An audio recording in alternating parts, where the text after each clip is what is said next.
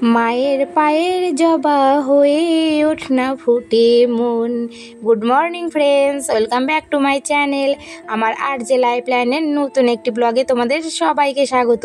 আশা করি তোমরা ভালো আছো, আমিও খুব ভালো আছি। অনেক দিন পর তোমাদের সামনে আবার চলে আসলাম।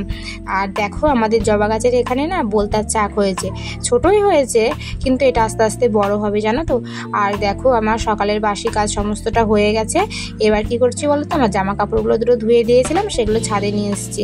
আর প্রচণ্ড রৌদ্র, জানো তো, সকাল সকাল কাজ না করলে না হয় না। আর খুব গরম পড়েছে তো।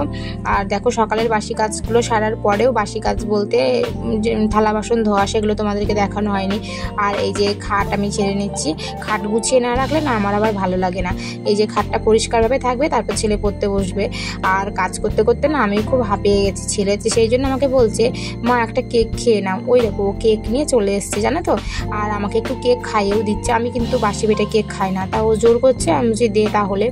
আর দেখো, আমি ওকে বললাম তুইও একটু খেয়ে নে, তাই ও একটু খেয়ে নিল। আর এদিকে ভাত বসিয়ে দিয়েছি, এই যে ভাত বসিয়ে দিয়েছি। আর তারপর আমি একটু মুড়ি আর জল মানে খেয়ে নিচ্ছি। সকালে মানে টিফিন ব্রেকফাস্ট এগুলো কিছুই বলবো না, মানে সকালবেলা খেলাম। আমাদের সকালবেলা আজকে ভাত হবে, এই যে তার জন্য ভেন্ডি ভাজা আর পেঁয়াজ ভাজা আর আলু সিদ্ধটা মাখছি, মেখে নিচ্ছি। এই যে আমাদের সকালের খাওয়া দাওয়া সবার হয়েও গেছে, সেটা তোমাদেরকে দেখালাম না। আর এই দেখো, ওর তো এখন পরীক্ষা, মানে পরীক্ষা বলতে স্কুল ছুটি, পরীক্ষা হয়ে গেছে। আর দেখো ওরা এগুলো কি করছে বলো তো, আমার যা সায়া সেলাই করে, সেইগুলো সিটগুলো অনেকগুলো বেঁচে থাকে, সেইগুলো নিয়ে ওরা দড়ি তৈরি করেছে। দড়ি, স্কুল ছুটি তো, এখন গরমের ছুটি পড়ে গেছে। আর দেখো, তিনজন মিলে এই খেলা করে। আর দেখো, আমি তোমাদেরকে দেখাইনি মাছ, আমার কর্তামশাই মাছ নিয়ে এসছে, আমার মাছ ভাজা হয়েও গেছে।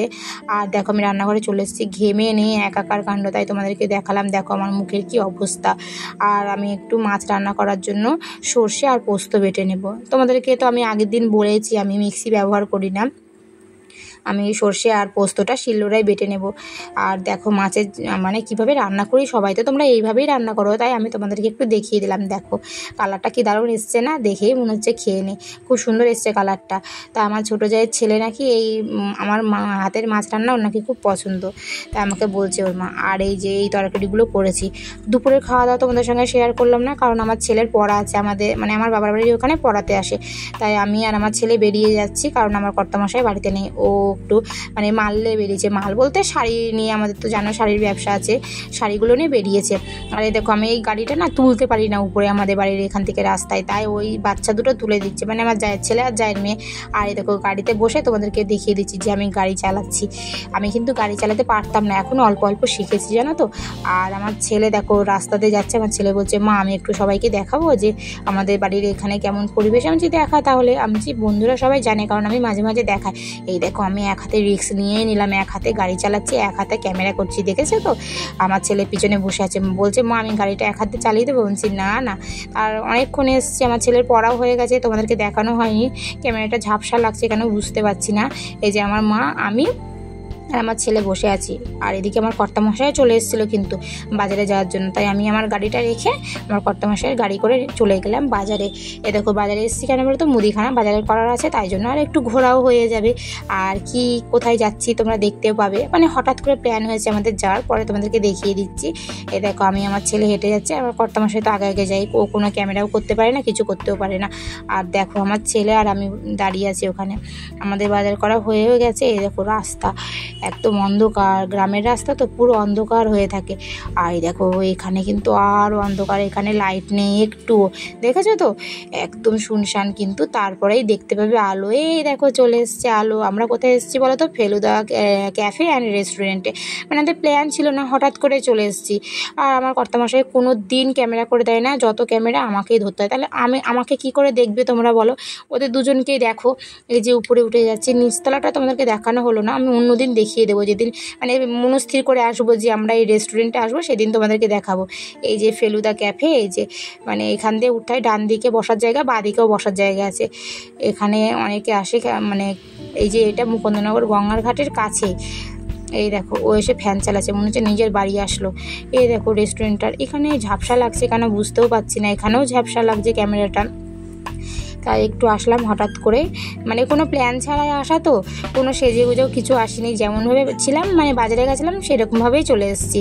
আর এই দেখো উপর থেকে নিচটা দেখাচ্ছি। আর তোমাদেরকে একদিন দেখাবো এই মানে মুকুন্দনগর মন্দিরের এখানে, মুকুন্দনগর মন্দির বলতে ঘাটের এখানে অনেক মন্দির আছে, মুকুন্দনগর গঙ্গার ঘাটের এখানটায় তোমাদেরকে একদিন দেখাবো। আর আমরা কি করে এসেছি বলো তো, আমরা না একটা আইসক্রিম মানে 3 জনের 3টা আইসক্রিম নিয়ে এসেছি। আর কি করেছি বলো তো, চাউমিন অর্ডার করেছি।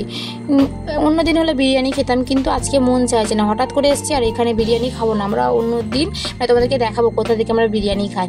আর এই দেখো চাউমিন অর্ডার করতে করতে না এই যে সুজিতের ছেলে চলে এসছে। আর এই দেখো চাউমিনটা খুব সুন্দর লাগছে দেখতে, কিন্তু ও যখন খাচ্ছিল আমি বলছি যে তারা ভিডিওটা করি, আমি পরে খাবো। আর কি বলো তো, মুকুন্দনগরের এইখানে না আমাদের পুরনো বাড়ি ছিল, আর ওখানে কিছু মানুষের সঙ্গে আমাদের দেখা হয়ে গেল, মানে অনেকজনের সঙ্গে আমাদের দেখা হয়ে গেল, তাই ওদের সঙ্গে একটু কথা বলছিলাম।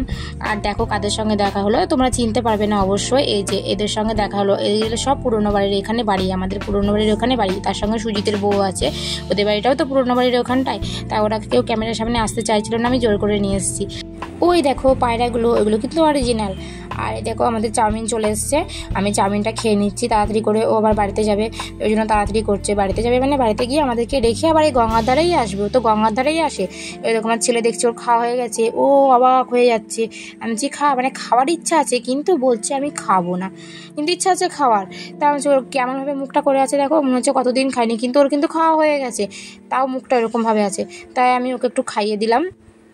তারপর আমরা কিন্তু একা একাই খাচ্ছি না, আমার কর্তামশাইও কিন্তু খাচ্ছে, ওকে তোমাদের দেখানো হয়নি, তোমাদেরকে দেখাচ্ছি একটু পরে। আমাদের খাওয়াটা একটু দেখে নাও। আমি যখন এডিট করছিলাম তখন মনে হচ্ছিলো একটু চাউমিন হলে ভালো হতো, কিন্তু চাউমিন তো তখন নেই, তখন আমি চাউমিন কোথায় পাবো, তাই দেখছি আর জিভ দিয়ে জল চলে আসছে, কিছু করার নেই।